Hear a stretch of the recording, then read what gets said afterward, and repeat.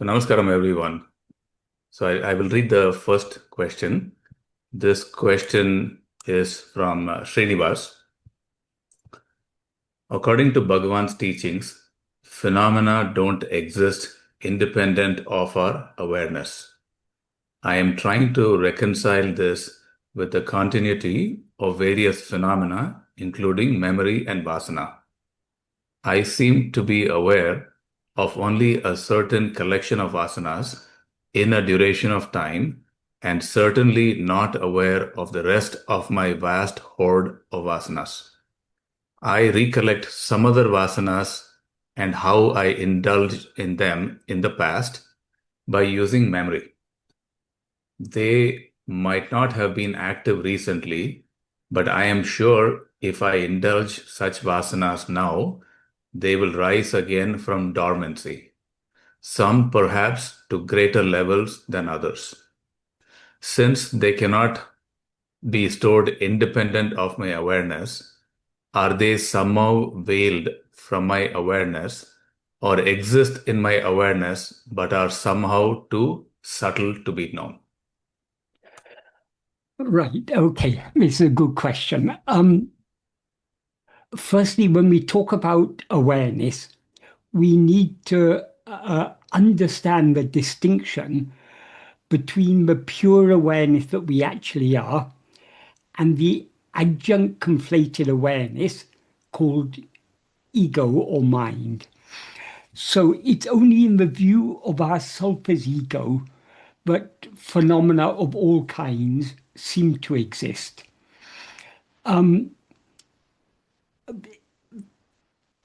The Sanskrit word for phenomena is Viṣaya.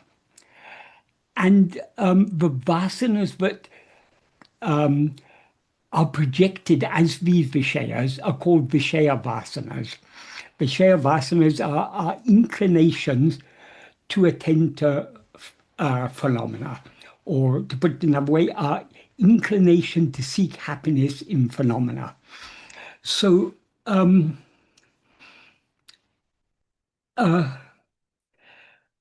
we may not be aware of, well, let's leave phenomena aside for a moment.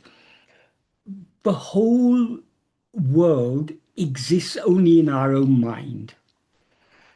That doesn't mean that at every moment we are aware of everything in this universe. Obviously not. But we've got a general idea about we're in a certain place on the face of this planet Earth, and we know there are other places in relation to this, places north of here, south of here, east of here, west of here. We know the country we're in, we know what continent that country is in, we know where that continent stands in relation to all the other continents. We may not have all these things in our mind all the time, but these are the framework in which our experience of this world, the conceptual framework in which our experience of this world exists. So at any one time, we can be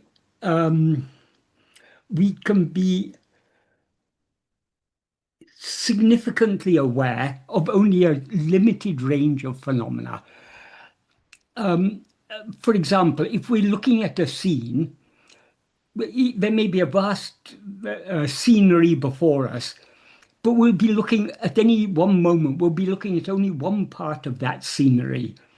But the rest of the scenery is, so to speak, the background to the one part we are looking at. Similar is the case with vasanas, because vasanas are all these phenomena in their seed form. So at any one moment, only a small selection of vasanas will have risen to the surface of our mind. But we are generally aware of all the other vasanas. That is, we may not, supposing we have a vasana means an inclination. So supposing we have an inclination to like a certain type of food. We may not be thinking of that food, that type of food now, so that vasana won't have risen to the surface of our mind, but it's always available for us. We always know it. If we want, we can think of that type of food, and we can feel a liking for that type of food, and we can have so many thoughts associated with, oh, I haven't had that for a long time, it'd be nice to have it again. All these things. So it's just like when we are looking at a vast scenery, we are focusing only on one place, on one part, but there's a background awareness of all the other things. We have a background awareness of all our vasanas. We know what our likes and dislikes are. We know what our desires are. Those may not be prominent in our mind at the moment, but vasanas are like seeds. Much of the time, they remain in a unsprouted condition. When they rise to the surface of our mind in the thought form of likes, dislikes, desires, attachments, thoughts, all sorts of things, and perceptions, memories, and so on, then they become conscious. But it's not that we are totally unaware of them when they're not at the surface of mind. We have a general awareness of them, just like we have a general awareness of the environment in which we are now situated. We are not aware of every object in this environment, but we've got a general view of it. So none of these, the important point is, none of these things exist independent of our awareness of them.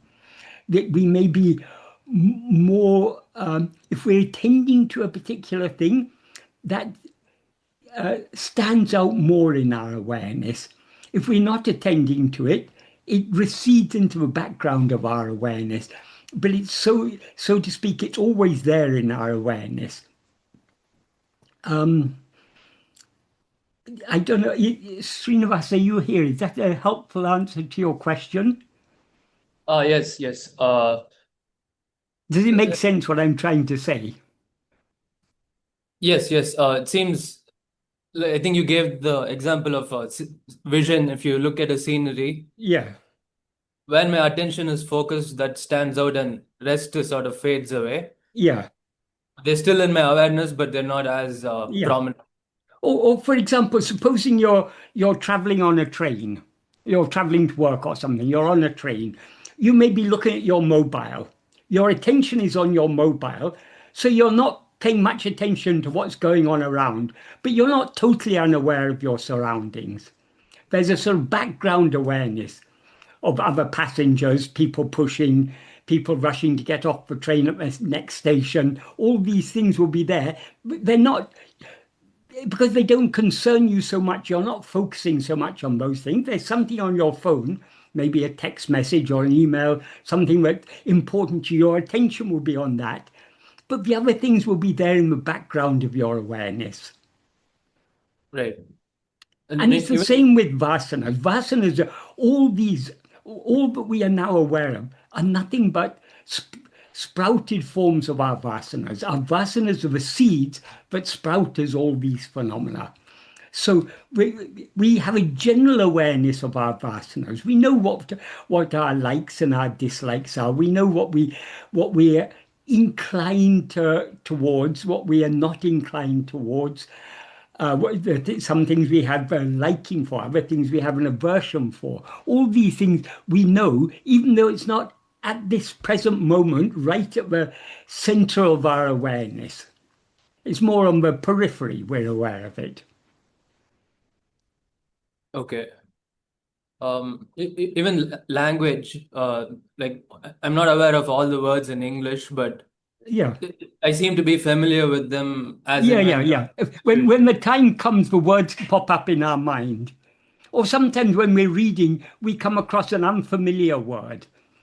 But we can usually understand what that word means from the context in which it's used.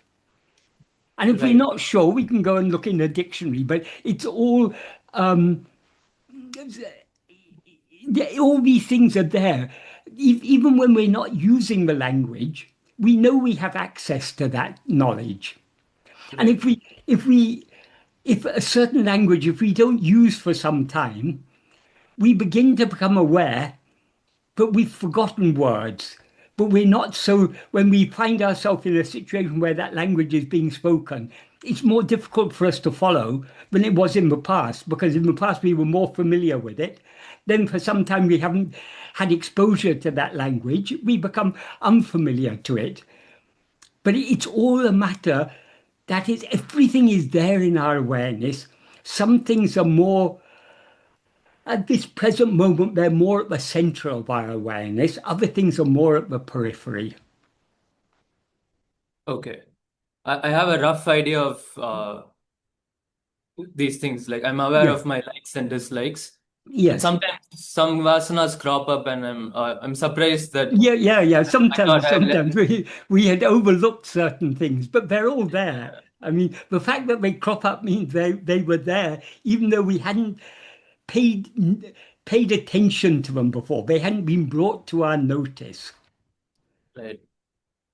It seems like I can understand to a certain extent, but maybe my power of attention is not sharp enough to get a proper idea of these things. Well, all these things, we don't actually have to, we have to have a general understanding of these things. We don't have to understand all these things in detail, because when we come to Bhagavan, there's only one thing that we need to know what we ourselves actually are.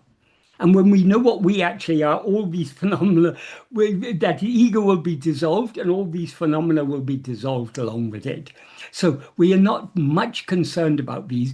But the main point is, Bhagavan has made it clear to us, no phenomenon has any existence independent of our awareness of it. That doesn't mean it necessarily has to be in the center of our field of awareness now, but they exist because we are aware of them.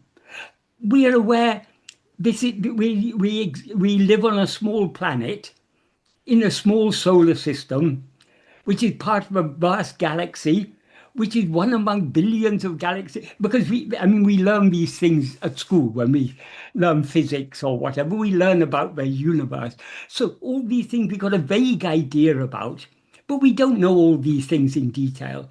If we're particularly interested in these things, we can become astronomers and or an astrophysicist, and we can study these things in more detail, and then we gain greater awareness of these things. But none of these things have any existence independent of our awareness of it.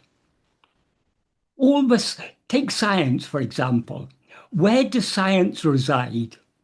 It resides in the minds of men, of human beings. There's no science out there. It's all, science is our understanding of the environment, the material environment in which we seem to be situated. But actually this entire material environment is situated within our own mind. Right. As you said, even my knowledge of the world, and when I think of all this, it seems like I don't really know what the world is. Yeah, I get right. snaps of it, and it seems very familiar, and I'm deeply stuck in it. But Yeah. Take this body, for example. How much do we know about this body? If we've happened to have studied anatomy and physiology, we'll know about the heart and the liver and the spleen and all these organs. And we'll have a vague idea about their function and everything. But we don't know, how does digestion take place? How does respiration take place? Even those who studied these things have only got a general idea of these things. But none of these things matter, because this body exists where? It exists in our mind. It seems to us that the mind is inside the body and the body is inside the world, but actually the body and world are all inside our mind. right. So when we go from dream to dream, Yes. there's no continuity of the world and body, but there Well, seems to be more there of a seems to be a continuity. When you dream, are you Srinivas in your dream, or are you some other person? I'm Srinivas, but sometimes I'm still back in, say, school writing an exam. Yeah, exactly. The situation may change, but essentially our identity remains the same. Yes, but in this path, as we progress, our vasanas are supposed to weaken and our Sat-Vāsanā is supposed to strengthen. Yes. So That's so when the Sat-Vāsanā strengthens, we will be attending more and more to our being. So our being will shine more clearly, so to speak, and the phenomena will be, we're still aware of the phenomena, but they have less impact on us. We're less concerned about them. If we are not following this path, if we're an ordinary worldly person struggling to survive in this world, struggling to make a living, the problems of life will loom very large. But when we're following this path, because our attention is more and more on the underlying being, the underlying awareness in which all these things appear, these things, it's all a passing show. We all face difficulties in life, all sorts of difficulties. We face financial difficulties, we face difficulties in relationships, we face all sorts of difficulties, emotional difficulties, mental difficulties, so many difficulties. But all these, if we think deeply about it, these are all a passing show. However much problems we face in life, none of these problems last. The problems that loom very large in our life now, after 10 years, it'll be insignificant to us. We'll think why we were so agitated about these things at that time. These were very trivial things. But when they're nearby, they seem very large. So when we're following this spiritual path, we are focusing our attention more and more on our being. That means on our fundamental awareness, I am. So this is shining more and more clearly in our awareness, and the other things begin to lose their hold on us. The same problems are there, but we're less perturbed by them. But they begin to lose their reality. okay, I'm Not still a entirely, beginner, but to some extent. yeah, hopefully, I'm a beginner and I'm still We're all learning. beginners in a way. We're still, but if we progress even a little bit along this path, we will begin to see changes within ourselves. Our attitude towards things will change. Will be less, the things which we were very concerned about in the past will concern us less now. And the things that we overlooked in the past, namely our own being, our own awareness, will shine more and more clearly as the fundamental reality. The one that, what is, in all our experience, what is the one thing that remains ever unchanged? That everything in the world is constantly changing. This mind is changing. This ego is rising and subsiding. What is the one constant throughout all our experience, throughout waking, dream, and sleep? It's our awareness of our own being. So when we begin to appreciate this and try to attend more and more to this awareness of being, the other things begin to recede more into the background. They lose their hold on us. We become less concerned about these things. Things that in the past would have perturbed us greatly, they may still perturb us, but less so. Okay.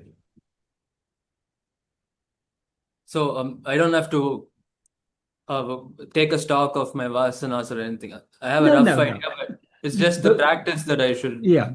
be focusing on. Yeah. Because the vasanas are anya, they're something other than ourself. Our aim is to attend to ourself. The more we attend to ourself, the more the other things drop off. We can't overcome vasanas by trying to fight them. We can only overcome them by not allowing ourselves to be swayed by them.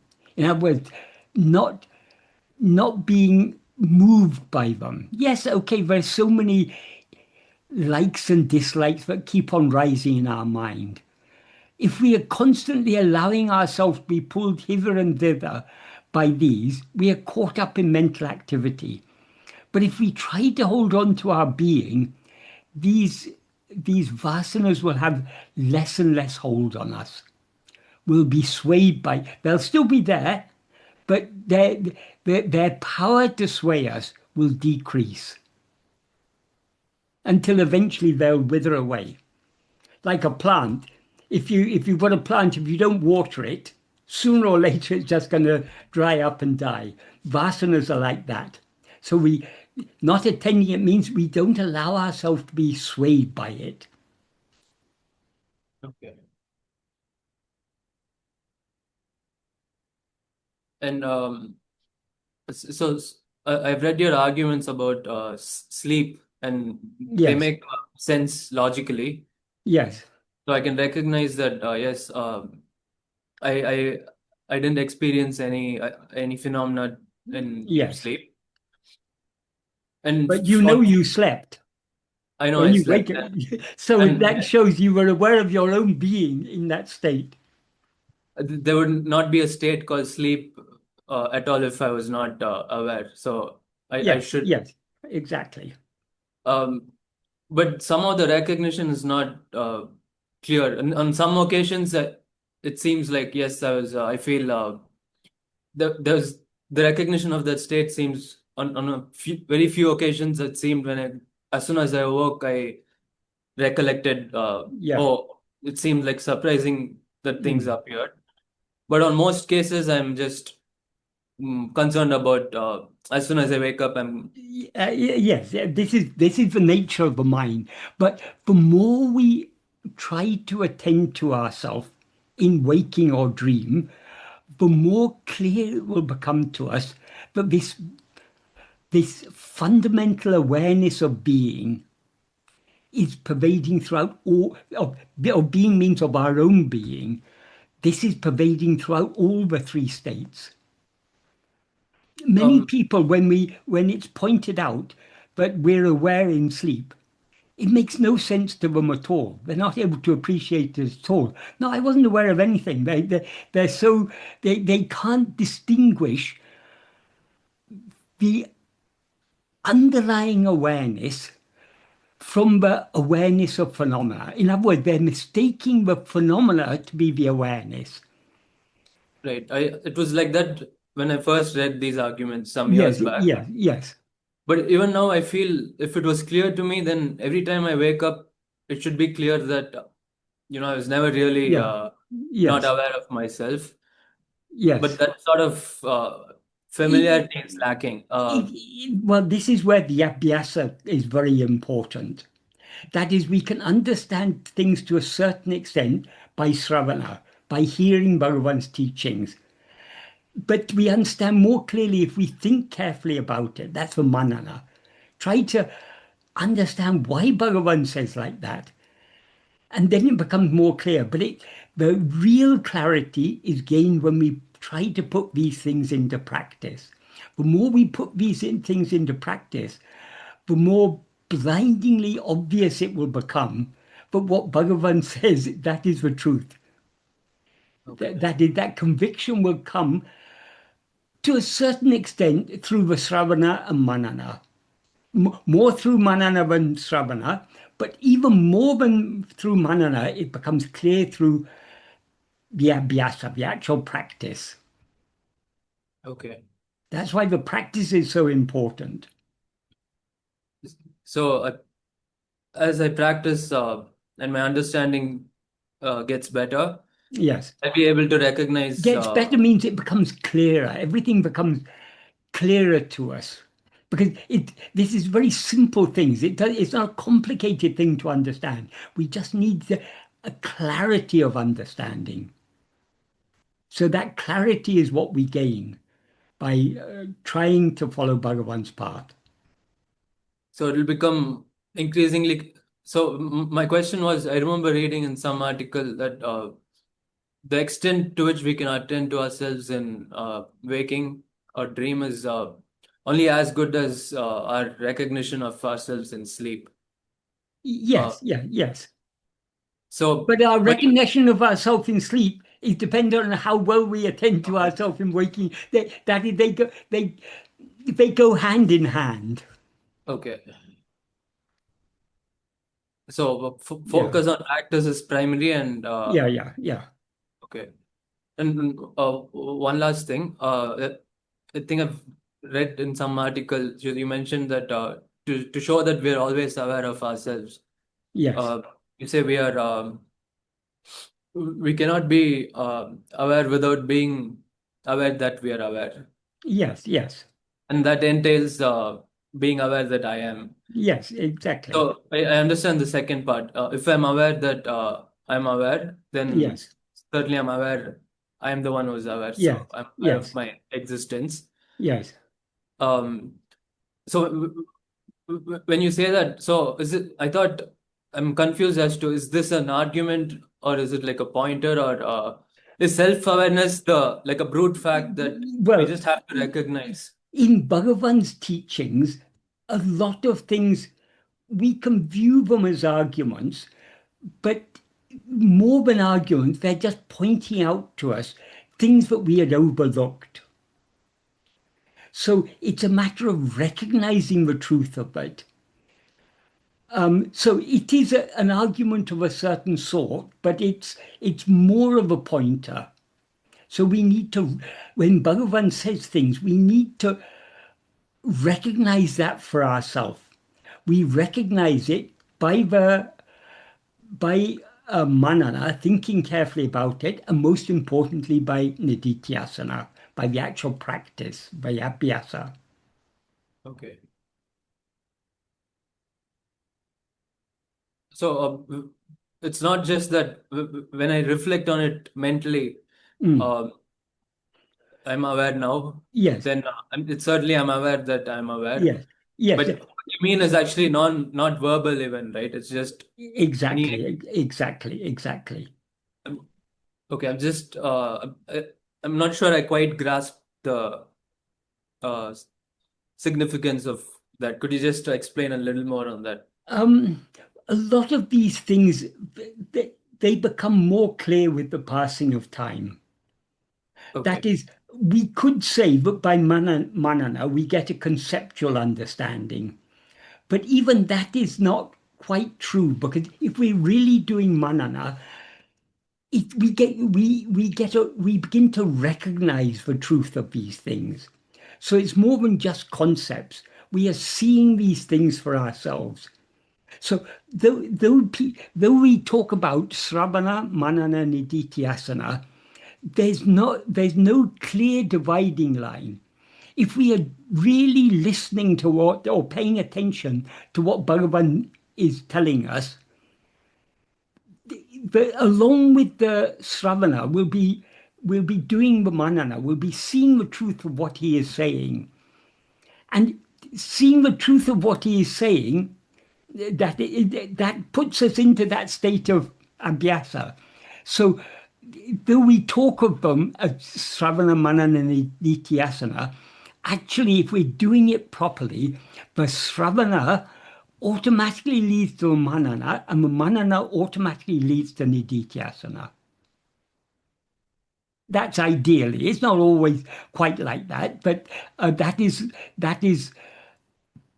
when we become more advanced in the path, the distinction between the Śravaṇa, the Manana, and the Nididhyāsana they'll merge more and more into one another. That's why a very ripe soul comes to the Guru, and just by one word from the Guru, they get that they get that final clarity. People say, oh, it's because of that you get it direct from Śravaṇa. No, you're not getting it direct from Śravaṇa. That is, that word from a guru has the power to create the clarity of understanding in the mind and to turn the mind within to see it for oneself. There was a devotee of Bhagavan called Tinnai Swami. Once when he had been staying for some time, a few months in Bhagavan's presence, because he had resigned his job in Chennai, where he was a biochemist in Madras Medical College. He resigned his job there and he had come to Tiruvannamalai. And there was a prospect of his getting a job in Pondicherry. So when he came to take leave of Bhagavan, usually if people come to take leave of Bhagavan, Bhagavan will just nod his head or something. And usually that day, Bhagavan said to him, Ṛbhu. So in the view of anyone sitting there, they would have thought, oh, that's a bit unusual. Bhagavan is asking him to wait. But because Ṛbhu, for those who, and I think you know Tamil, but for those who don't know Tamil, Ṛbhu, the literal meaning of Ṛbhu is be, but it's often used in the sense of wait. So most people who were there at the time wouldn't have seen the significance of it. But Muruganar was there at the time. He understood what happened. He saw that one word from Bhagavan completely transformed Tinnai Swami. After that, he became, for some time people thought he was mad. He was just going around the hill. He was going begging his food. Even when his family came to ask him to come back home, he was, because that one word from Bhagavan had established him in that real state.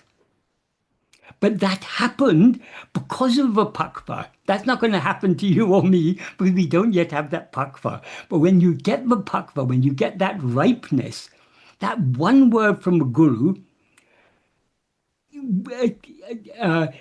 initiates the whole process of Śravaṇa, Manana, Nididhyāsana. In one moment it all happens.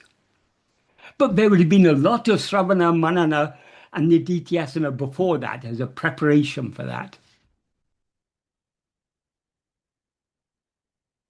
Yes. So yeah, it seems at this stage, I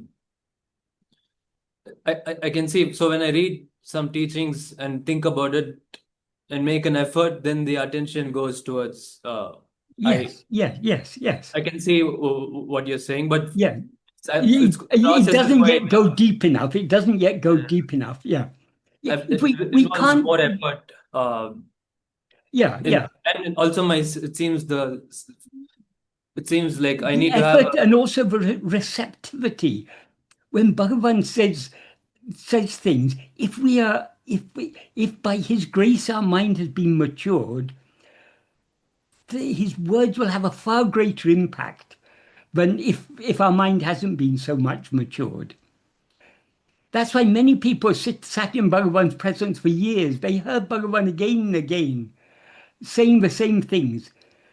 But it didn't have the same impact upon them as it had upon those who were more ripened and therefore more receptive. So their other remaining vasanas were already reduced to almost non-existent. Exactly. But I think, as you said, it's better to think more in terms of clarity of our awareness. Clarity, yes. Rather than the strength of the other vasanas. The same concept. But the clarity comes to the extent to which the Viṣaya-Vāsanās lose their strength. When the Viṣaya-Vāsanās are very strong, our mind, the clarity is always there within us. That is, our real nature is infinite clarity. Pure awareness is infinite clarity. That is what we actually are. But that is covered over, firstly, by this false identification, I am this body. And then on top of that, all these vasanas are clouding our mind. That's why many people who came to Bhagavan, they just couldn't understand. They would be asking Bhagavan the same questions again and again. Bhagavan would patiently reply, but they just weren't grasping it. Yeah, I can see that in myself. It's Yes, yes. Yeah, earlier I was thinking all sorts of things, but after a little more understanding, Yes. all those earlier Yeah. ones seem like I didn't quite get the point, Yeah. but I'm still in that process. Yeah, So we're all in the same process, maybe at different stages in the same process. But I mean, I can see in my own case things that at first I vaguely understood them. I understood to some extent. And with the passing of time, they just become clearer and clearer and clearer. And we see so much clarity in Bhagavan's words. Everything that Bhagavan says becomes so clear to us. But that is because of the whole process that we are going through by his grace. And that process, of course, involves our own effort to try to understand these things, to do the Manana, to do the Nididhyāsana. But it's all part of, ultimately, when finally the truth dawns, it will seem to us, I didn't do anything. It was grace that did everything. It'll not even seem to us. It'll become clear to us, but it was all done by grace. yeah, sometimes But so long as we're undergoing the process, as Bhagavan said, grace is not something that descends from heaven. Grace is there in our heart. It's working through us. So our effort, our sincerely trying to follow this path is very, very important. But ultimately, it's all only by grace. Even our following this path is by his grace. Even the inclination to follow this path is by his grace. when we slacken on this path, Yes. is it so when we give attention to any vasana and the related things, Yeah. those grow. When we don't, they deteriorate or degrade. Yeah. They grow weaker. So if we slacken in our practice, does it mean our Sat-Vāsanā will also weaken? Yeah. Because sometimes I feel like I'm in a worse off state than I was. I know what you mean, but that is this whole process. It's a process of grace. It's a very, very subtle process. So maybe there's a reason sometimes we slacken. Maybe that those times when we seem to be slackening, it's like if you're making pickle, for example, urukai, you have to leave it for some time to soak in the salt. You have to leave it in the sun. Even cooking, it needs time. You don't just put the pot on the stove and the rice is cooked already. You need to let it needs to be in that boiling water for some time. So all this process takes time. So sometimes even our slackness may be a part of that process. Maybe Bhagavan is taking the pressure off a little while to let it sink in more and more. Okay. Okay. That is not said to encourage us to be slack. Of course, we have to keep on making effort. But there are times when we do slacken, when we do feel less enthusiasm for this. But this is all part of the process. And we just have to continue, even when we feel less enthusiasm for this. If we're wise, we'll continue trying. Okay. Yeah, it seems clear. On my part, I've neglected the practice or the teachings, but yeah, it seems somehow or the other, is it true that grace will again draw us Yes, back? Great. That is, Bhagavan will never cheat us. He is, it's he who has brought us to where we are now.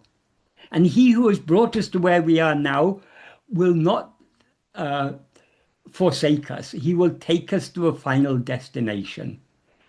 We need to cooperate by trying our best to yield ourselves to him, by trying our best to turn within. But ultimately,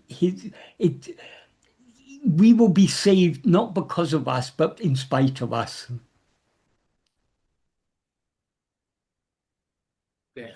Okay. Thank you, Michael. Right. Okay. Yeah, if I can just add one little point here, Michael. Yes. So as you used to say, grace does not just pull us from inside, but also pushes us from outside. Yes. So if we lack in practice, if we indulge in outside world, sooner or later we will come to realization that it's nothing. It's not giving me any happiness, or it's giving me only. We can rely upon the world to give us lots of blows. So the world won't spare us. Thank you. Thank you, Michael. That's why Bhagavan often said grace works both from within and from without. From outside, it is grace that has shaped our Prārabdha. So everything that we experience is given to us by grace for a purpose. We may not understand why we're undergoing these difficulties or why our life at present seems to be the difficulties I faced in the past I'm not facing now. Now life seems to be going on more smoothly. It may be seeming to be smooth now, but we're going to hit a rough time again sooner or later, because this is the nature of it. It's always in flux. So, but all this is, that is the Prārabdha is tailor-made by Bhagavan for our own benefit. So whatever adverse circumstances, seemingly adverse or seemingly favorable circumstances that we undergo at any particular time, it's all given by grace for a purpose. So that grace, as Bhagavan said it, from outside it's pushing us within, and from inside it's pulling us within.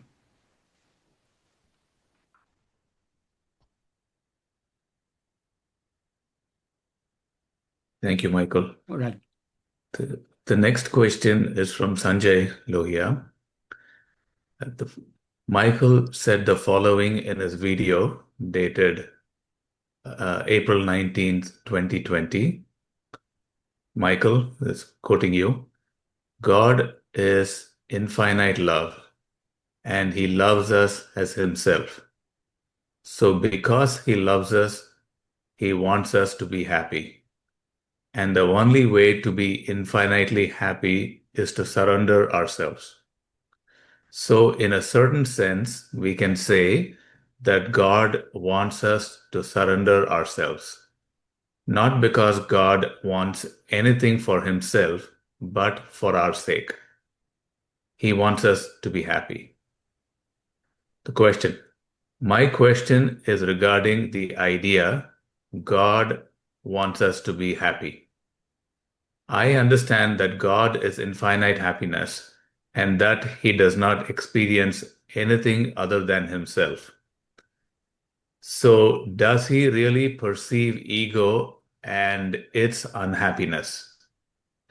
In his view, is there any unhappiness at all? Therefore, in what sense can it be said that God wants us to be happy? Okay, a good question. That is, when we talk about God, we are talking about God from our perspective. Yes, truly speaking, God is beyond all wants, all likes and dislikes. For God, there is nothing but happiness, because he is that. But from our perspective, we seem to have separated ourselves from God. We seem to be suffering. So that infinite love that is God is without God actually doing anything, he is working towards putting an end to our separation, which is the cause of all our suffering. So the only that any words that are said about God are falling short of what God is.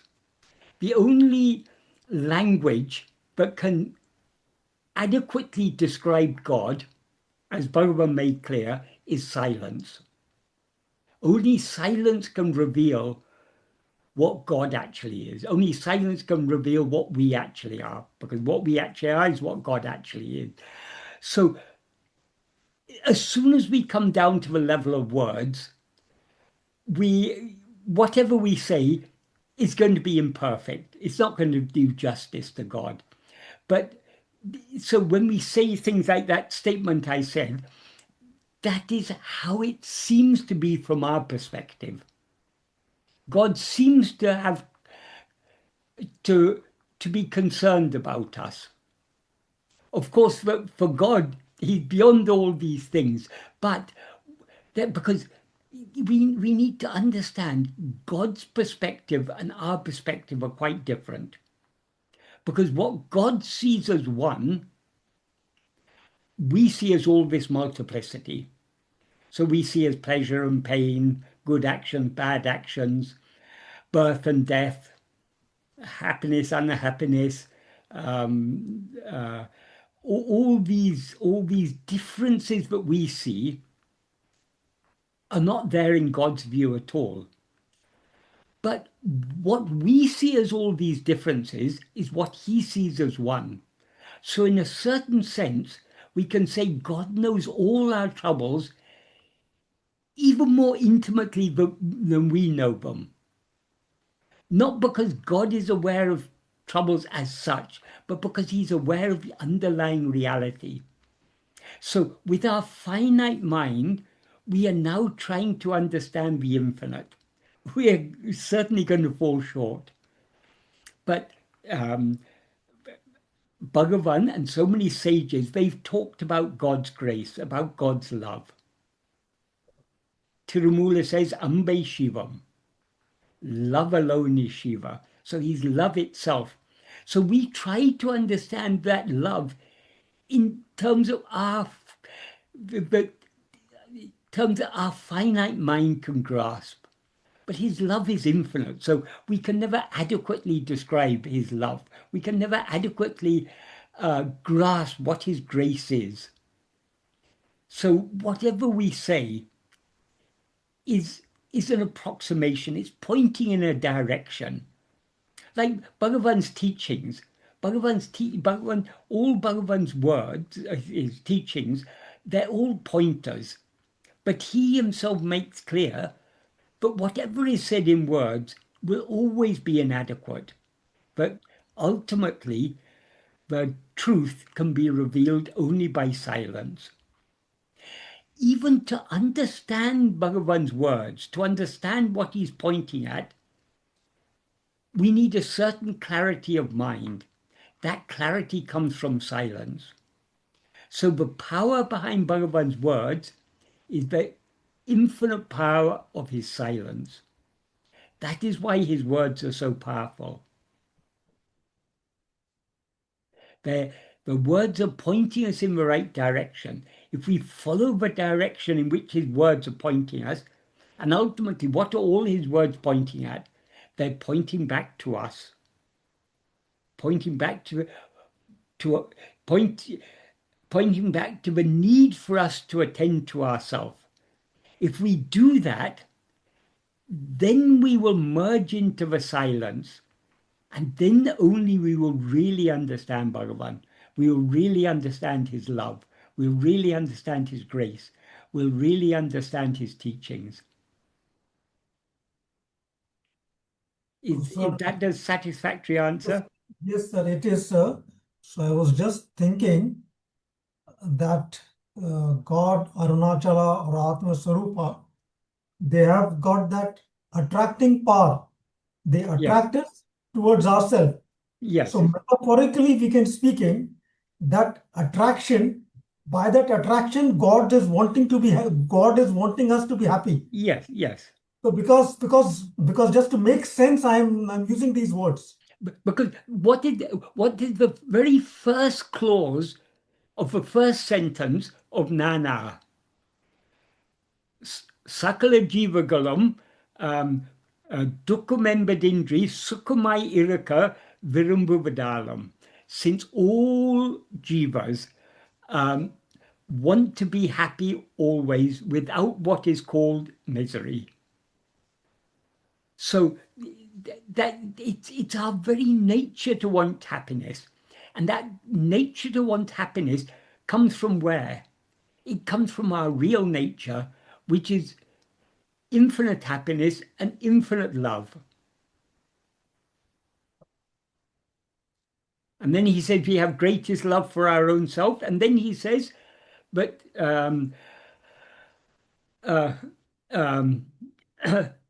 Priyataku Sukhame Karanamadladlam.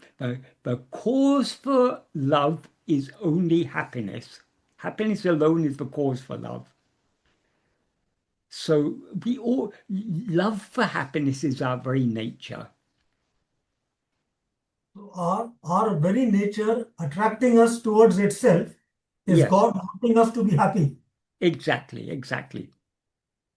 That attraction we can say is metaphorically. Yes, Metaphorically, exactly. we can say that God is wanting to be happy Yes. by attracting us. Yes. This iceberg, this Not solid even ice. iceberg. Little. We're not even an iceberg. We're a little snow. Murugan, when in his commentary on Ambu Vilalipol Amburu Vunilene Ambai Karatara Aruṇācala, he doesn't talk about an iceberg. He talks about a snowflake.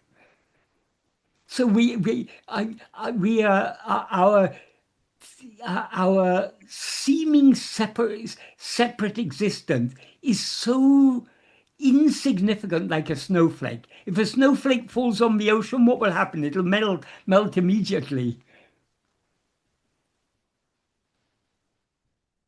So God does want us to be happy in one sense. Yes, yes. Because that's the very nature of God. That is, what God actually is infinite happiness. And the nature of infinite happiness is infinite love for happiness. And that is what God actually is. And that is what we actually are. Which is why it's... That is what we actually are. Exactly, yes. Yeah. That's why Sadhu Om says in Patha Sri Ramana, the love for happiness is not wrong. The wrong lies in that we seek happiness in the wrong places. Even very evil people doing very evil deeds, they're driven by this same love for happiness. People who are cruel and cause suffering to others, obviously that's the wrong thing to do, but the driving force behind that is this love for happiness. What they derive pleasure from, but of course that pleasure is going to, whatever we do is going to come back to us, so they're going to suffer as a consequence of that. But it's all desires, all likes and dislikes, all hopes and fears. The whole will is driven by the one fundamental liking to be happy. Yes, and that is the same for all jivas, not just for human beings, from the most insignificant insects to the highest gods in heaven. All have love to be happy. So like our destiny, it is pushing us inside. It is giving us that vairagya. Yeah. So it is pushing us towards real happiness. Yes. And that way also we can say that God from outside is pushing us back in to our real center where the happiness lies. Yeah. And this is all his grace. So his grace is so great, our mind cannot conceive the greatness of his grace, because grace is Bhagavan himself. He is Aru Swarupa, Karuna Swarupa. Thank you, sir. Yeah. Thank you, sir. Thank you. Thank you very much. Thank you, Michael. Right. The next question is from Yvette. There are 3 parts, so I'm going to read all 3 parts together. If I do everything what I know and what I am able to do for some situation, and then I surrender it to Bhagavan, does it mean to stop worrying at all about result and stop to go back and think about the situation again and again? Of course, mind wants think about it. What is helping me to immediately imagine Bhagavan? I read that one devotee asked Bhagavan what to do when some strong thought is shaking him. And Bhagavan answered that the thought is shaking by itself, not by him. And the last request is, could you please say something about books Tripura Rahasya and Ellām Oṇṟē? Okay. Okay, to start with the first thing. Yeah, that is, we are constantly doing things according to the situation. We try to do what we consider to be the right thing according to each situation. But having done, I mean, even while doing whatever we consider to be the right thing, we should be doing it with the attitude of surrender to Bhagavan. That is, we rely upon him to guide us to do what is right. And sometimes because of our mind is so clouded by vasanas, we may do things that are wrong. But even then, we leave it all to Bhagavan. Bhagavan, whether I've done right or wrong, the outcome is all according to you. So this is what is stressed so much by Bhagavan Krishna in the Gītā, that you have the right to the action, not to the fruit thereof. And Bhagavan implies the same he talks about the same in the 3rd verse of Upadesha Undiya. Kartanuk karkum nishkarmya karmum karte tirti aktundi para gativari kambikamundi para. That means kartanuk karkum means done for God. Nishkarmya karma, the action that is done without desire but done only for God, will purify the mind and show and cause us to see the way to liberation. It'll make us see the way to liberation. That is, by purifying the mind, it gives us clarity. And in that clarity, we see what is the way to liberation. So whatever we do, we should do with that attitude of surrender to Bhagavan. That is, we do what seems to us to be the appropriate thing to do according to each circumstances. Whatever be the outcome, that's in Bhagavan's hands. It's not in our hands. So having done something, we should stop worrying about it, as you say. Does it mean to stop worrying at all about the result? Yes, of course we should. I mean, once we've done an action, there's no use worrying about the result. An analogy that is often given in Shastras is shooting an arrow. Before we shoot an arrow, we have to do our best to aim properly at the target. But once we've released the arrow, it's out of our hands. Some deer may come in front of the arrow and be hit by the arrow. It's not in our hands. So as soon as we do any action, it's done. It's out of our hands. The result is in the hands of Bhagavan. So we leave it to him. We don't concern ourselves about it. I remember reading something where someone came to Bhagavan and was lamenting about some terrible thing they had done in the past. And Bhagavan said, what was done is done. Don't think about it. You can't change it now. That is, there's no use thinking about what is the past. What is the past has happened. What we have to do is to, well, in the case if we've done something bad in the past, we should try to avoid doing such bad things in future. What more can we do? We can't change the past. So we need to stop worrying about our past actions or what the result of our past actions is going to be. And there's no use in thinking about these things. Things are going to happen as they're going to happen. Ultimately, one thing Bhagavan made very clear, that is, whatever we are given to experience in this life is determined by Prārabdha, which is the fruit of our past actions that have been selected and allotted by Bhagavan for us to experience in this life. So nothing we can do is going to change anything that is going to happen. That is, as he wrote in the note to his mother, what is never going to happen is not going to happen in spite of any amount of effort. What is going to happen is not going to stop in spite of any amount of obstruction. This is certain. So we shouldn't be we shouldn't be concerned about these things. We should understand that whatever we do, yeah, we all make mistakes, we all do wrong things, but it's not, ultimately it's not going to change the course of events, because the course of events have already been determined. I mean, it's already been determined by Bhagavan by when he allots our Prārabdha. So we shouldn't concern ourselves about these things. Whatever happens, to whom does it all happen? Who is the experiencer of all these things? Who is the one that experiences, I am doing this action, I am experiencing this result? Who is that I? That is what we should be focusing on.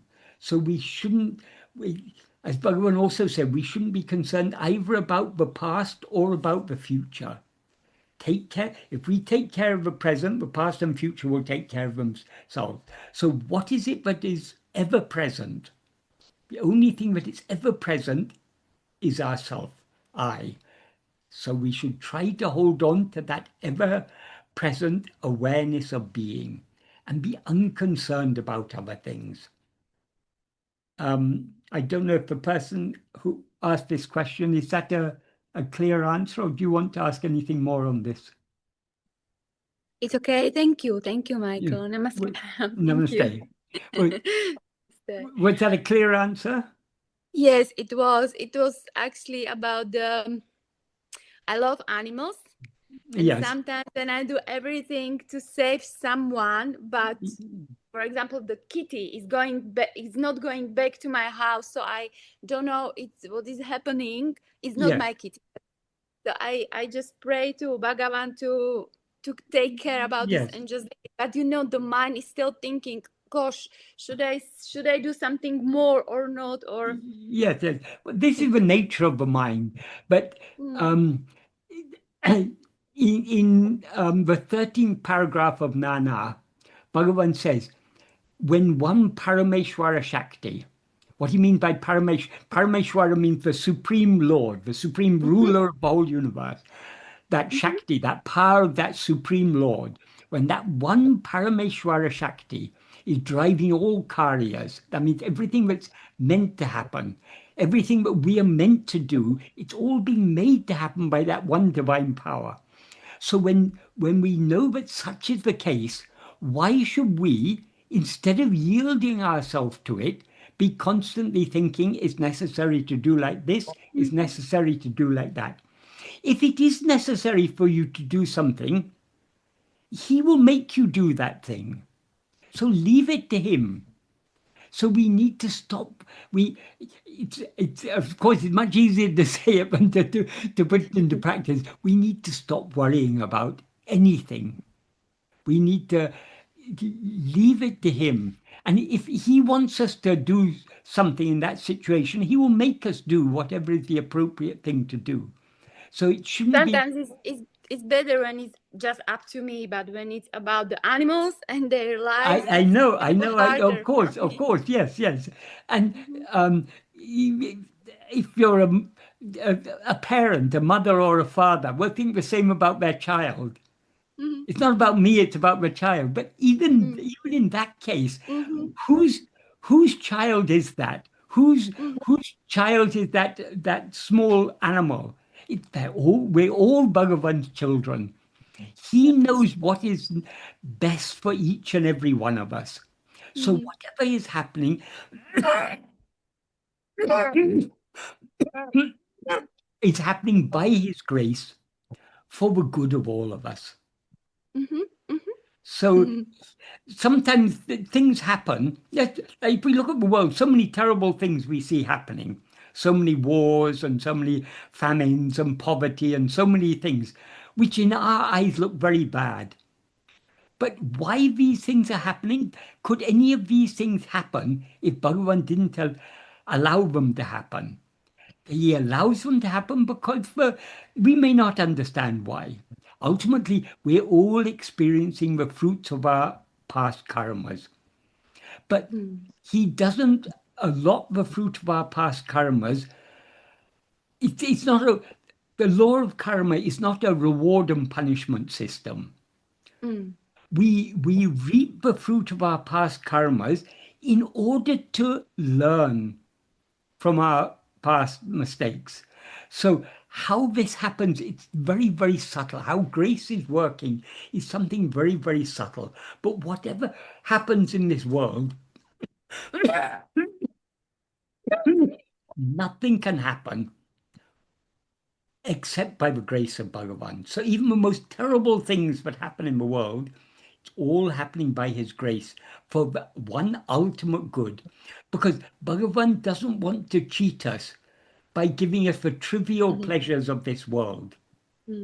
Even if we live a comfortable life without having to face any war, without having to face poverty, without having to face disease, it's all just a passing show.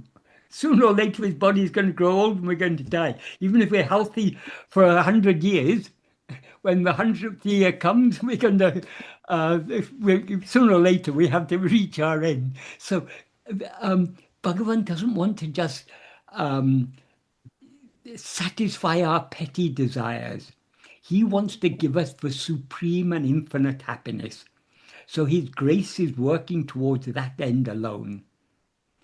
So even the terrible things that happen in this world, they look terrible in our view because of why do we, for example, why do we consider disease to be bad? Why do we consider war to be bad? Why do we consider poverty to be bad? Why do we consider so many things we consider to be bad and other things we consider to be good?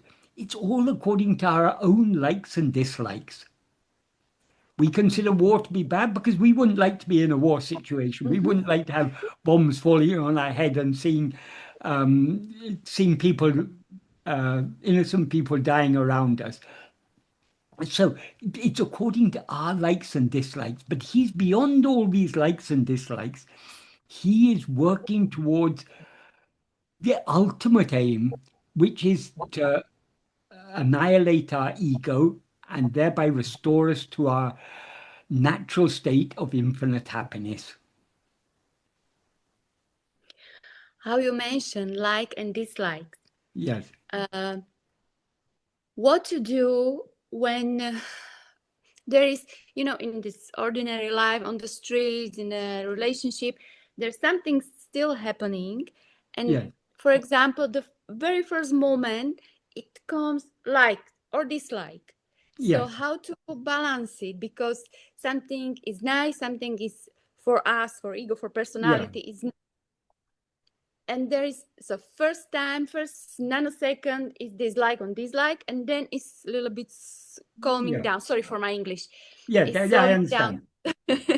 So how to manage it the best?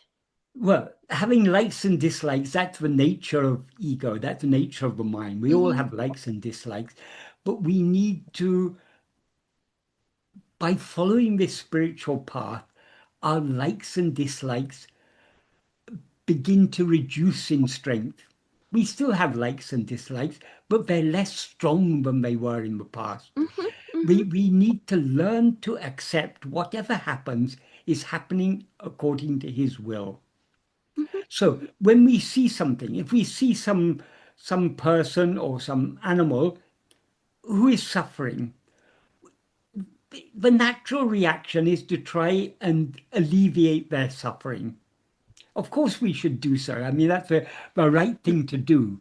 But we may not be able to alleviate their suffering. Sometimes even our attempt to alleviate their suffering may actually make things worse. We don't know. So we should try to alleviate suffering when we see it. Most important of all, we should try to avoid being the cause of suffering. But things don't always work out as we want. I mean, we try for something and it doesn't always work out. We accept that. We have to learn to accept that as his will.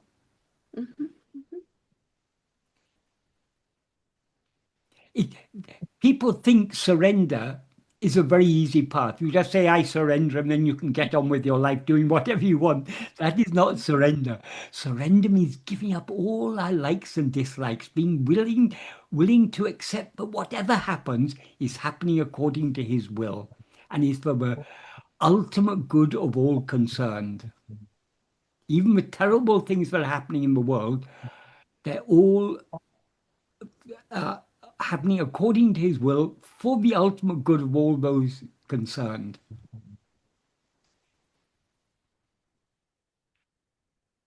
Thank you. And what about this book, Tripura, Rahasya, and Ellām Oṇṟē? Okay. Something about them?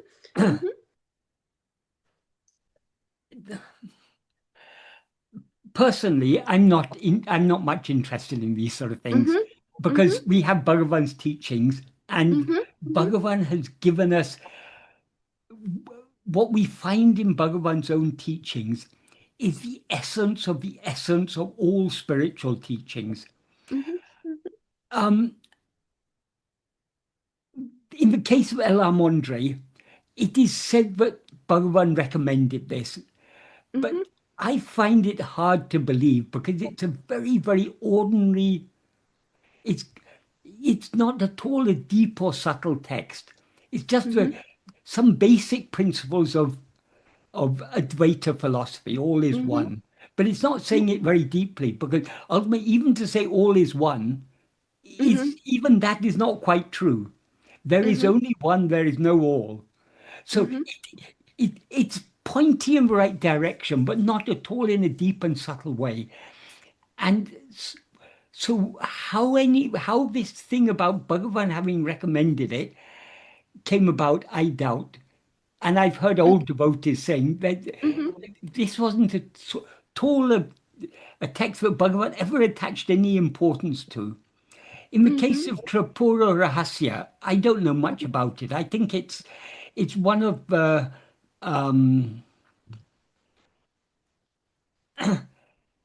I'm not really sure. I think it may be more in line with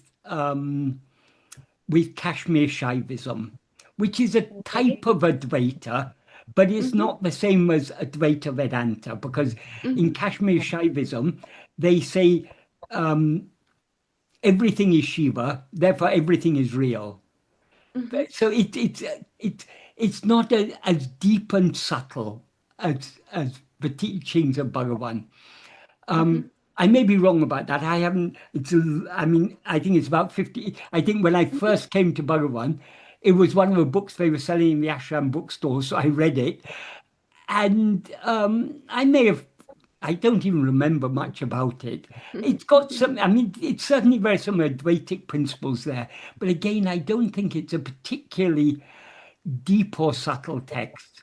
I think it's almost certainly a better text than Ellām Oṇṟē, but I don't know. But I don't know what it has got to recommend it. I don't know.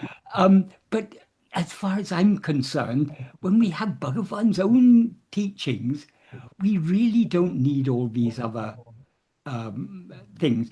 I think there were some books like what's it called? Ṛbhu Gītā. Bhagavan did, it seems from what people say, that Bhagavan encouraged some people to recite Ṛbhu Gītā. But Ṛbhu Gītā is a bit like that. It's basically it's digging in the basic principles of Advaita, saying it again and again. I'm not this body. I'm not this mind. I'm that, or whatever. I can't remember exactly, but it's a bit like a primary school textbook.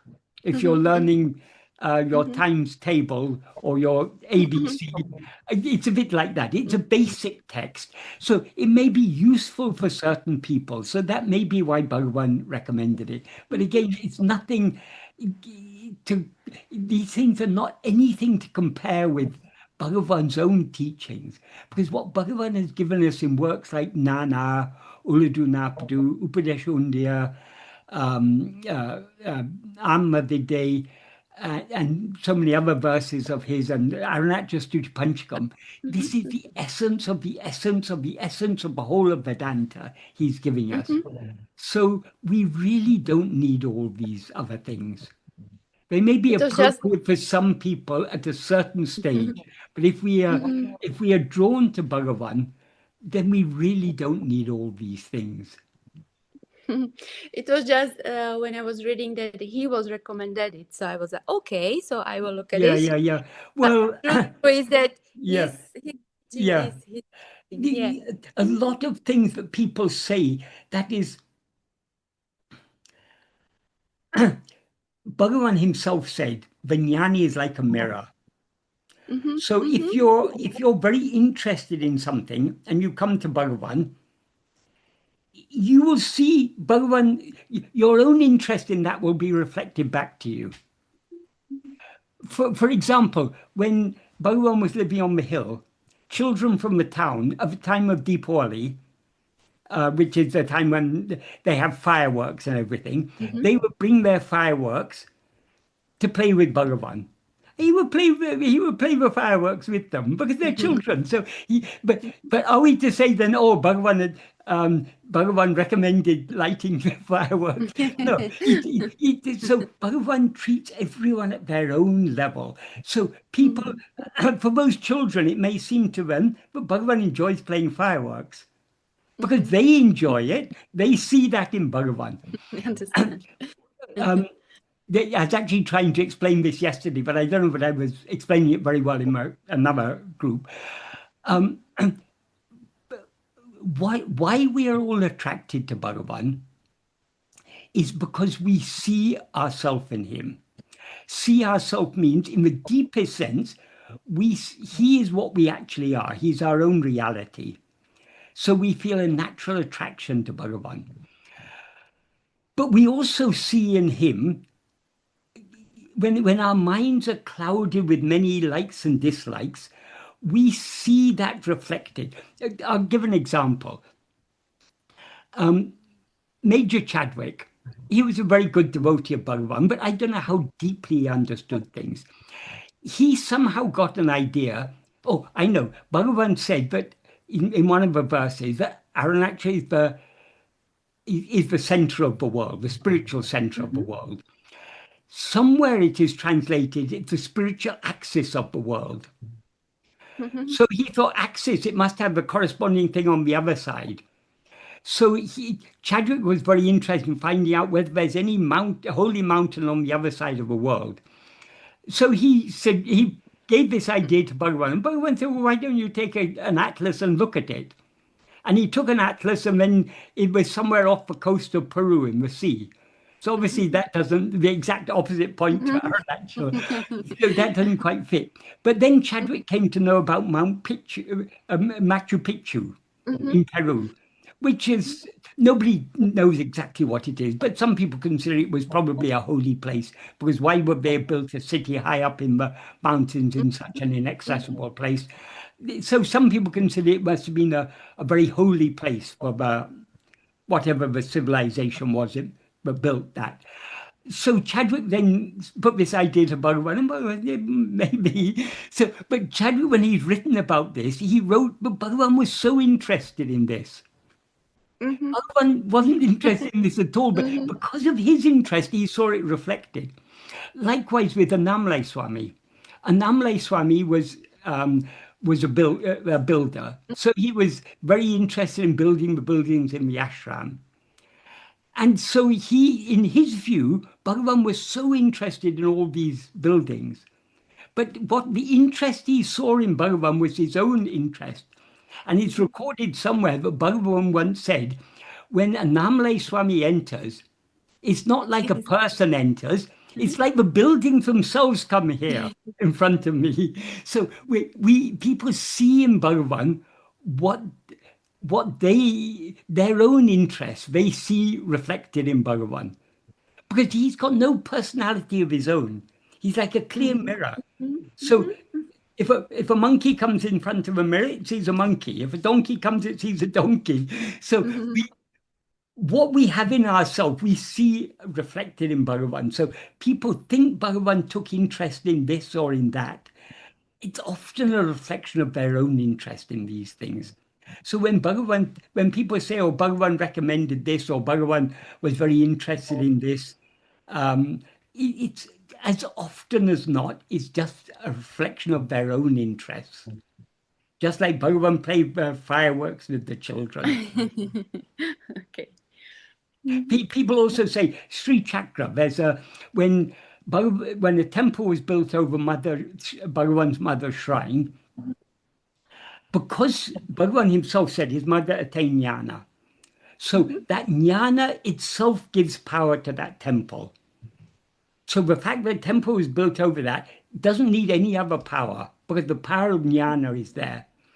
But some people who were much interested in tantric forms of worship, they advised Chinnaswami, Bhagavan's younger brother, but without that, for this temple to have power, they need to install a Sri Chakra.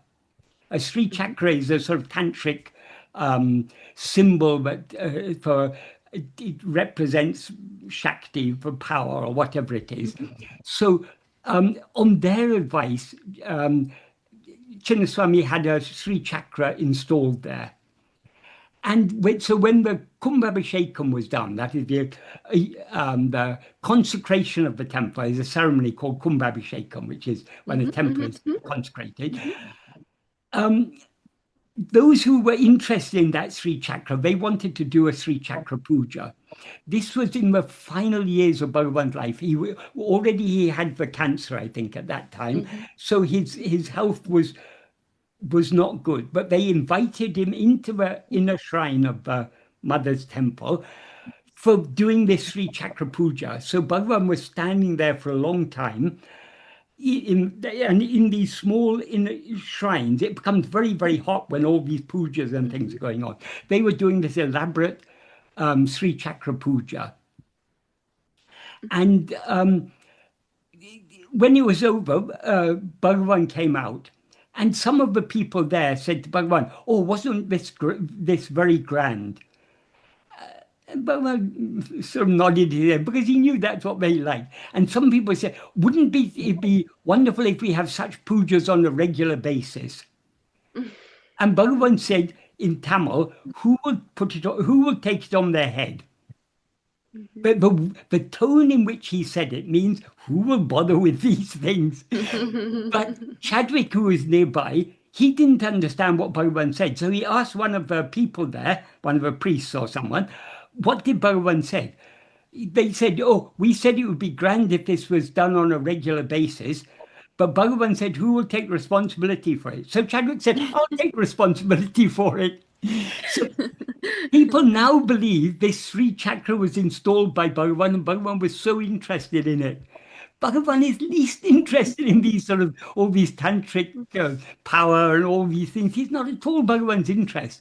But because others were interested in it, they saw, because at their request, Bhagavan stood there throughout all that Sri Chakra Pūjā. So for the onlooker, it looked like, oh, Bhagavan is attaching so much importance to this. So it's like this. Very few people really understood Bhagavan because they saw what interested them. They saw in Bhagavan and thought Bhagavan was interested in that.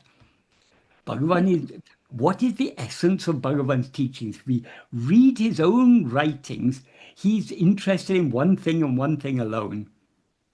He starts Aksharammalai. Aruṇācala mena ahamenene paba ahate verarupai Aruṇācala. Aruṇācala, you root out, you eradicate the ego of those who think of you in the heart, or of those who think that Aruṇācala is I. So the very first verse of Aksharammalai begins talking about annihilation of ego. In Ulladu Narpadu, he talks about annihilation of ego even from the beginning. He said the state without I, in the second and third verse, the state without I is agreeable to all. He concludes Ulladu Narpadu talking about liberation. There are many different concepts people have of liberation. Well, some people think you go to Vaikuntha, or to Goloka, to the world of Vishnu or Krishna or Shivaloka, and when you go to the world of your beloved God, that is liberation. These are some different ideas people have. So Bhagavan summarized all these different views in the final verse. He said, if it is said that the liberation one attains is of three kinds, with form, without form, or without form. That is, some people think in liberation you still have some form. Some people think you're formless. Some people think that you have a choice. You can be formless and you can also take form. So he's referring to that. He said, if it is said that liberation one may attain is of three kinds, with form, without form, or without form, I will say the annihilation of the ego form that distinguishes these three types of liberation, that alone is liberation. So he concludes Ulladu Narpadu talking about annihilation of ego. Well, from beginning to end, it's about annihilation of ego. He begins Aksharammalai without annihilation of ego. That is what the one thing Bhagavan, all Bhagavan's teachings are pointing towards this one thing, the need to annihilate ego, because ego is the root of all problems. So anything other than that is, anyone who says, oh, Bhagavan's interested in this, Bhagavan's interested in that, in their view, it may be so. But what is Bhagavan really interested in? He's interested, why Bhagavan appeared in this world? Was it to play fireworks with the children of Diwali? Was it to build so many buildings in the ashram? Was it to recommend this text or that text? Was it to recommend Sri Chakra Pūjā? Or was it to save us from samsara? And samsara is nothing but ego. So Bhagavan appeared for one reason and one reason alone, to save us from ego. So that is what we should attach importance to. Other things, if people are interested in Sri Chakra Pūjā or in any of these other things, that's fine. There's no problem. But that is not what Bhagavan came to this world to teach. If people like Ellām, Oṇṟē or Tripura, Rahasya or any other text, fine, let them enjoy it. But if we really want the benefit that Bhagavan has offered us, we should take interest in his teachings and trying to follow the simple path that he has taught us, the simple but extremely deep and subtle path that he has taught us. Thank you. All right. Thank you. Namaste. Thank you, Michael. Yeah. The next question is from Ray. From Michael's explanation so far, it seems there is a fundamental resonance with happiness, and perhaps that is why we chase it. I chased further studies because the joy of doing it resonated with me, but after years of struggling through it, now I feel some discomfort around negative feedback or the fear of receiving it. I can see the vasanas chasing other joys instead. The vasanas of avoiding discomfort are very strong. How can understanding that there is only the self help reduce this vasana? Well, why do we seek happiness in studies or in having good health or in material prosperity or name and fame, or so many things we think if we have this, we'll be happy. This is a fundamental ignorance. That is, our real nature is infinite happiness. But when we limit ourselves, because we've limited ourselves, we cannot experience the infinite happiness that we actually are. So because we now seem to be not experiencing the infinite happiness that we actually are, something seems to be lacking in us. We're lacking in happiness. But so long as we're not aware of ourselves as we actually are, we will seem to be lacking happiness. Since that lack of happiness is within us, it's natural for us to think that happiness lies outside. So we'll get happiness if I get this or if I get that. So the nature of the mind is to seek happiness outside. Moreover, when we rise as ego, we limit ourselves as a body. And as a body, we become dependent on so many things. We need food, we need water, we need air to breathe, we need clothing. In hot climate, we need to cover ourselves to protect from the sun. In cold climate, we need to cover ourselves to protect from the cold. We also need shelter. Depending on the climate we're living in, different type of shelter. We need some sort of place to live. So we are dependent on so many things.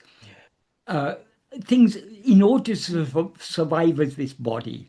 So it's natural for us to desire these things, or to desire the means by which we get these things. So it is the very nature of the mind to seek happiness in things other than ourselves. But whatever we achieve, we never experience, because our nature is infinite happiness, nothing less than infinite happiness will satisfy us. So even if we fulfill any desire, we will briefly experience some satisfaction because of the satisfaction of that desire, but very quickly another desire will come.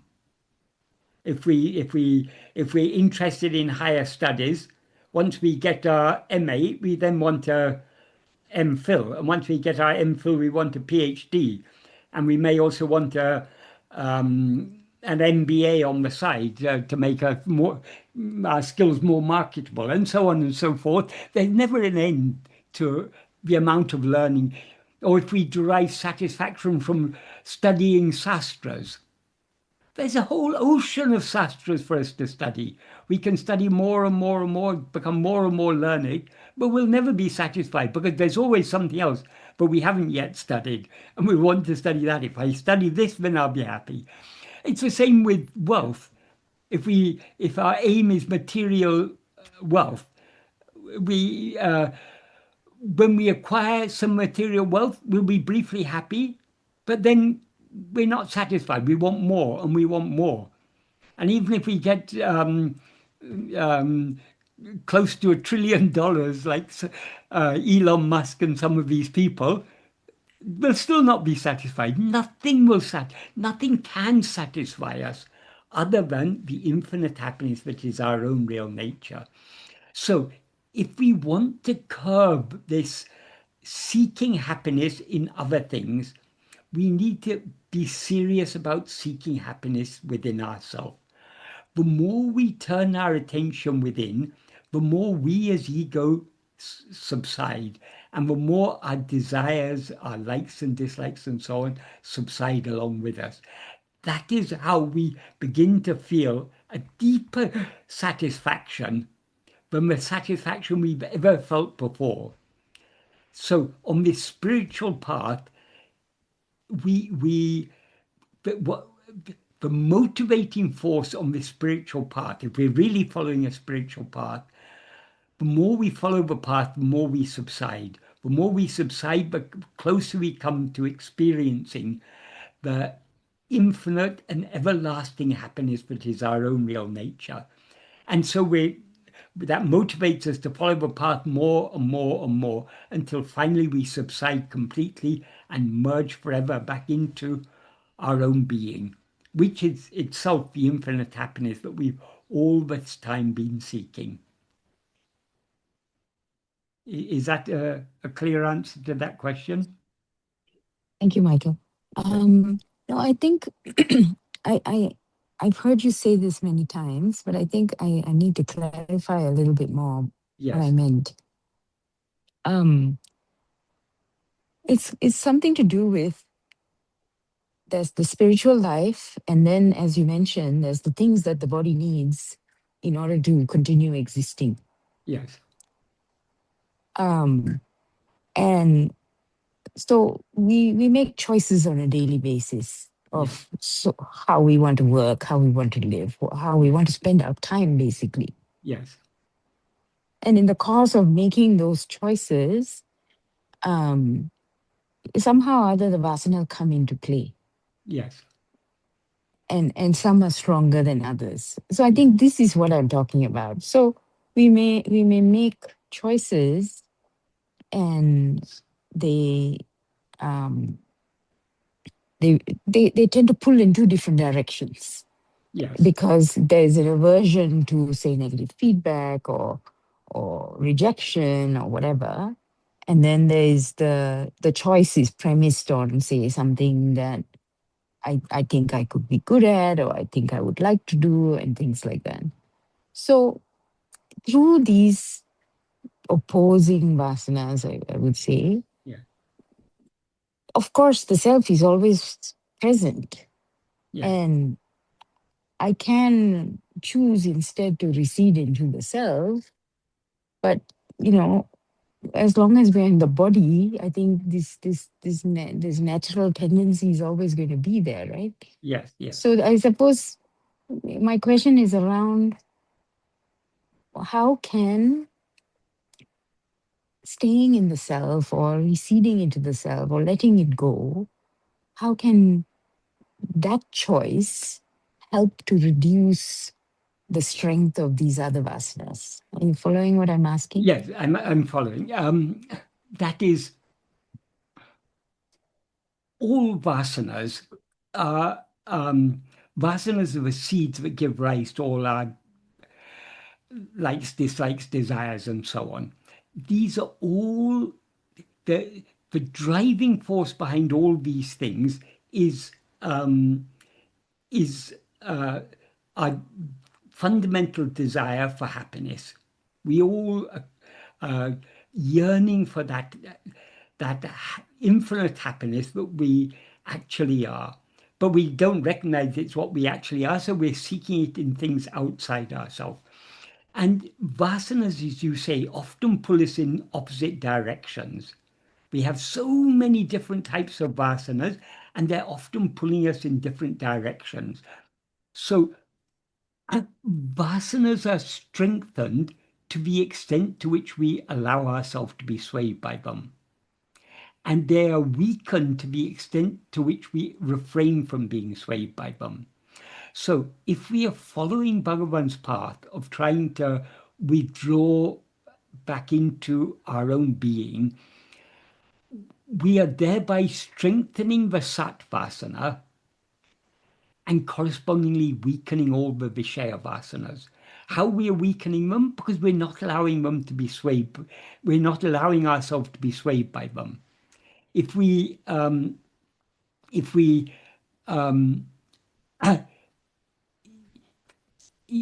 that is, to the extent to which we are attending to ourselves, we are withdrawing our attention to other things. So all Viṣaya-Vāsanās make us inclined to attend to Viṣayas, to things other than ourselves. But if we attend more and more to our being under the sway of the Sat-Vāsanā, the Sat-Vāsanā becomes stronger and the Viṣaya-Vāsanās become weaker. Okay, that's clear. But I also want to, I suppose, confess Yes. that even in making the choice to stay with the Sat-Vāsanā, I can see a subtle agenda of wanting to achieve, one of the desires anyway. Yes. Because perhaps there's belief that, well, if I really want it, then the way to get it is to surrender and let the self take over. And sometimes you actually get what you actually wanted. Yes. Do you follow? Yeah, I follow. But this is we are duping ourselves basically, because if we are surrendering with any expectation, we are not surrendering. We may think that we are surrendering, but surrendering means giving up all our likes and dislikes. Let anything happen. We leave it all to Bhagavan. So if we're surrendering with some idea that if I surrender, then Bhagavan will give me what I want, we are not surrendering our wants. We are still nurturing those desires in our heart and thinking that the way to fulfill them is to surrender ourselves to Bhagavan. But that is not going to work, because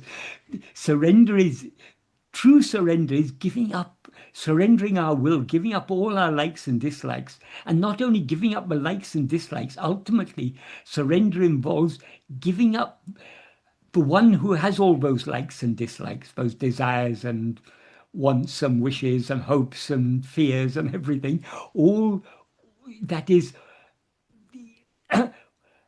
when we're following this path, we can reduce the strength of our likes and dislikes, our desires and so on. We cannot get rid of them completely. In other words, we cannot surrender our will completely without surrendering ego, the one who has the will. That is, it's the very nature of ego to have Viṣaya-Vāsanās. Because holding on to Viṣayas, attending to Viṣayas, is the very food on which we as ego survive. So we must, the aim of surrender is not only to, it's necessary to surrender our will, to give up our likes and dislikes to the extent possible. But that's a means. The aim of surrender is self-surrender. Atma Samapanam. That Atma in Atma Samapanam is this ego. That is what we need to surrender. Because we can never surrender our will entirely without surrendering ego. Because ego is the root of will, and it's the nature of ego to have a will of its own. So if surrender is a very serious business. If we want to surrender, we have to be very, very serious about it. As I said earlier, a lot of people think surrender is easy. You just say, I surrender, and then you get on with your life doing whatever you want to do. That is not surrender. Surrender means giving up everything. Great. That's really illuminating. Thank you. Yeah. That's the only way to experience the infinite happiness that we actually are. So long as we are holding on to anything, we are depriving ourselves of that infinite happiness. Because whatever we hold on to is something finite, and that is what stands between us and the infinite happiness that is our own very being. So Bhagavan's path is a path of complete renunciation. Bhagavan never asked us Bhagavan wasn't concerned about external forms of renunciation. But he said that all comes according to Prārabdha. Just like marriage comes according to Prārabdha, sannyasa comes according to Prārabdha. But that is outward renunciation. That's not the real renunciation. The real renunciation is the inward renunciation. The renunciation of ego and everything that goes with it. All its likes, dislikes, everything.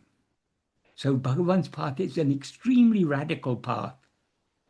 But nothing less than this radical path is a solution to our problems. Yeah, in fact, yesterday I heard you talking about this Prārabdha karma, and what was the point that I was trying to make? What came to me from that was, sometimes there are certain things, and you mentioned this earlier in answering another question. You talked about how certain things are like right in the front of our field of experience. Yes. You were talking about the phone, Yeah. while we're on a train, for instance. So some things we're really obsessed with Yes. at certain times in our lives. And then later we look back and like, why was I so obsessed about that? Yeah. So what I'm understanding from what you're saying is, it's helpful now to look at those issues that I'm obsessed with as indicators of my not, or rather indicators of the presence of very strong Viṣaya-Vāsanās. Yes. And perhaps reminders that, okay, I'm not in a state of surrender here. Yes. I'm somewhere else. Yes.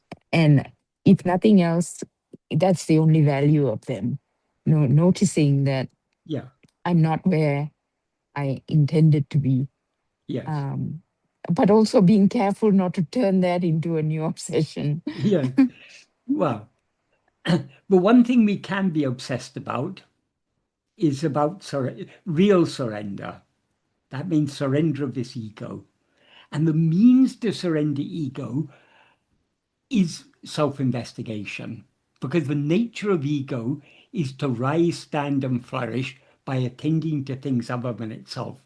So we can bring about the permanent subsidence of ego only by turning our attention back towards ourselves, away from everything else.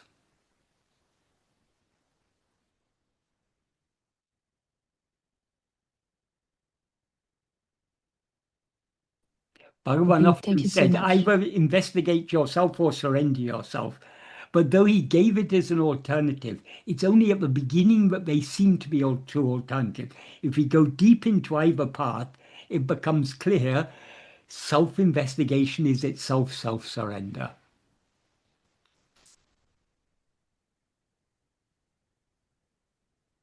I suppose part of the difficulty is knowing that this is a lifelong thing and that there's no end to it. Yes. That same ego that rises and flourishes wants some kind of completion. Yeah. There's no end to it until there's an end of ourself. Ourself is ego. Yep. And it may be a lifetime's work, it may be 10 lifetimes' work, whatever it is. We can, wherever we are now, if we are serious about wanting to experience what we all want to experience, which is infinite happiness, we have to start from wherever we are now, working towards that goal. And the direct path towards that goal is this simple path of self-investigation that Bhagavan has taught us, turning our attention back towards ourselves, to face our own being. And it's not to say that there is no benefit from that because it's a lifelong task. The actual benefit is freedom from bondage, right? Freedom from living frenetic, obsessed lives. Yeah, and we may not yet have reached that goal, but the very following of this path is itself its own reward. Because the more we follow this path, the more we subside, and the more we subside, the more we are casting off the burden of samsara, because we're not allowing ourselves to be, we naturally develop vairagya. We're less perturbed. We develop an udasina bhava, an attitude of indifference. Yes, we know life is full of all sorts of difficulties. We're definitely going to face difficulties. We probably face some diseases towards the end, and even if we live healthy up to the last minute, we're going to, sooner or later, we have to face death. So we need to, all our present concerns, the things that concern us, are actually very, very trivial. Our whole life is a very trivial thing. So if we want to go beyond triviality, the only way to escape from triviality, from bondage to triviality, is to know and to be what we actually are by turning our attention within and subsiding back into the heart.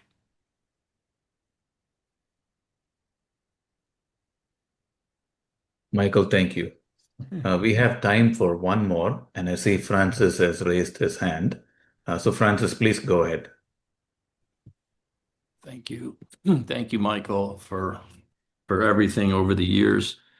And in that you were speaking about infinite happiness, it brought up a mental, I know it's just mental, which is part of the paradox, but of a thought I had, because I mentioned the eternal bliss that, I can sense in this lifetime. But it does seem like there really isn't, I was eternal bliss before I was born. There was, this is an interruption in eternity. So I'm just, from my childhood, being brought up with a trade-off, if you will, from being a good person. I do believe that virtue is its own reward, as you just said. So this life is beautiful, but when I think about the eternal, that infinite happiness, when I mentally think about it, which is a mistake, because there is no one there's no one. So who is there? There's no real agent that has infinite happiness. Infinite happiness has infinite happiness. Infinite happiness is what we actually are. So we need to be that infinite happiness. And even now we are that infinite happiness. We just seem to have separated ourselves from it by rising as ego, by limiting ourselves as this person, limiting ourselves as Francis or Michael or whoever.